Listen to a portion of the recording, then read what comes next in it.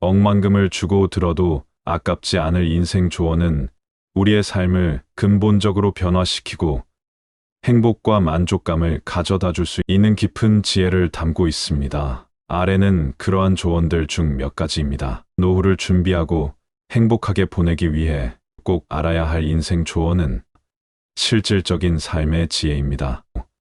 이 조언들은 나이가 들어감에 따라 삶을 더욱 풍요롭게 만드는데 큰 도움을 줄 수 있습니다. 첫째, 건강은 가장 큰 자산입니다. 나이가 들수록 건강 관리에 더 많은 시간과 노력을 투자해야 합니다. 매일 30분씩 걷는 산책은 관절과 근육을 건강하게 유지할 수 있는 가장 쉬운 방법입니다. 예를 들어 72세의 김 씨는 매일 산책과 균형 잡힌 식단으로 80세가 된 지금도 등산을 즐기며 활기찬 생활을 이어가고 있습니다. 또한 관절이 좋지 않았던 68세의 이 씨는 꾸준히 물리치료와 요가를 병행한 결과 75세가 된 지금도 주변 사람들과 함께 골프를 즐기고 있습니다. 건강한 식단과 적당한 운동은 단순히 질병을 예방할 뿐 아니라 삶의 질을 크게 높여줍니다. 둘째, 경제적 자립은 품위 있는 노후의 기본입니다. 자신의 돈으로 사는 것은 노년의 자존심을 지키는 첫걸음입니다. 은퇴 전부터 연금이나 저축을 통해 노후 자금을 준비해야 하며 은퇴 후에는 불필요한 소비를 줄이고 알뜰하게 생활하는 지혜가 필요합니다. 75세의 박 씨는 미리 준비한 노후 자금으로 자식에게 경제적 도움을 요청하지 않고 독립적인 삶을 살며 또한 74세의 김 씨는 노년에도 취미로 시작한 손뜨개 제품을 판매하며 소소한 수입을 올리고 있습니다. 이처럼 경제적 여유는 노년의 안정감을 보장해 줍니다. 셋째, 좋은 관계는 노후의 행복을 좌우합니다. 배우자와 정기적으로 대화를 나누고 함께 취미를 즐기는 것은 노년의 동반자로서 관계를 강화하는 데 중요합니다. 또한 지역 커뮤니티나 노인 모임에 참여하여 새로운 친구를 사귀고 외로움을 덜 느끼며 정서적 안정감을 유지하는 것도 필요합니다. 78세의 최 씨는 배우자와 함께 시간을 보내고 지역 모임에 참여하며 풍요로운 노년을 보내고 있습니다. 더불어 76세의 이 씨는 지역 합창단에 가입해 노래를 부르며 즐거움과 활력을 되찾았습니다. 넷째, 새로운 것을 배우는데 나이는 중요하지 않습니다. 노년에도 호기심을 잃지 않고 새로운 배움을 시작하면 삶의 활력을 얻을 수 있습니다. 70세의 김 씨는 스마트폰 사용법을 배워 손주들과 영상 통화를 하며 더 가까워졌습니다. 또한 은퇴 후 그림 그리기를 시작한 72세의 박 씨는 지역 전시회에 작품을 출품하며 성취감을 느끼고 있습니다. 80세의 최 씨는 배운 요리 실력을 활용해 지역 노인 모임에서 요리 강좌를 열며 즐거움을 나누고 있습니다.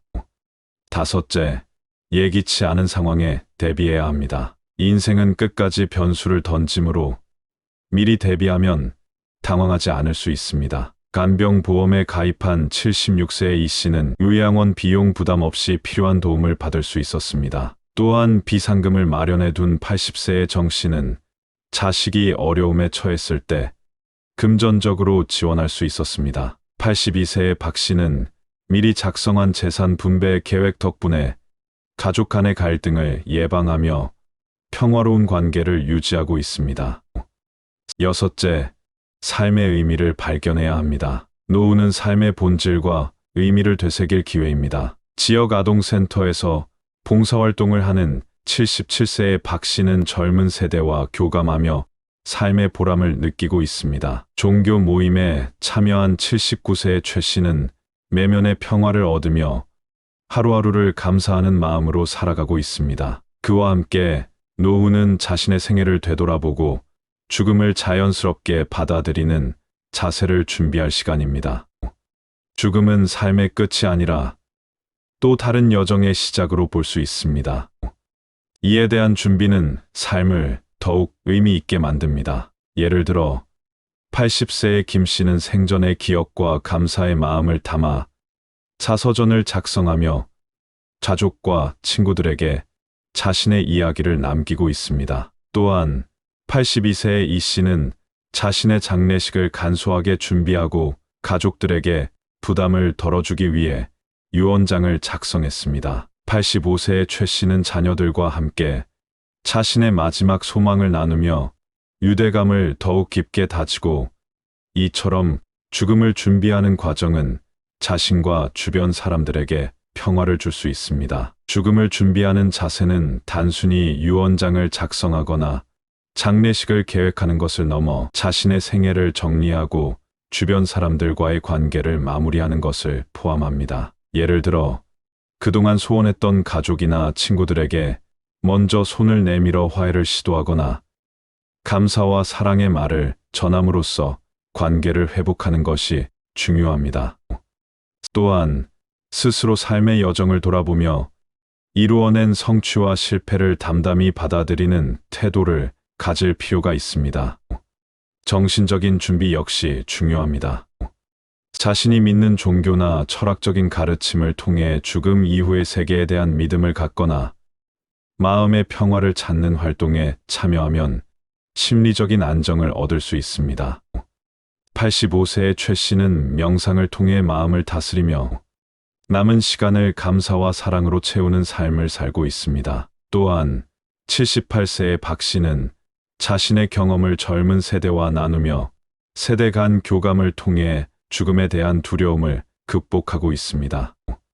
80세의 이 씨는 미술 치료에 참여하며 내면의 불안을 창의적으로 표현하며 안정감을 찾고 있습니다. 마지막으로 삶의 마지막 순간까지 자신을 사랑하고 존중하는 자세를 잃지 않아야 합니다. 자신이 쌓아온 삶의 가치를 믿고 남은 날들을 후회 없이 보내는 것이야말로 아름다운 마무리를 위한 가장 중요한 준비입니다. 죽음은 누구에게나 찾아오는 자연스러운 과정입니다. 이를 담담히 받아들이고 남은 시간을 소중히 여긴다면 무년의 삶은 더욱 빛날 것입니다. 인생은 짧지만 그 안에 담긴 순간들은 무한한 가치를 지닙니다. 오늘을 소중히 여기고 현재를 온전히 누리며 사랑과 감사로 채우세요.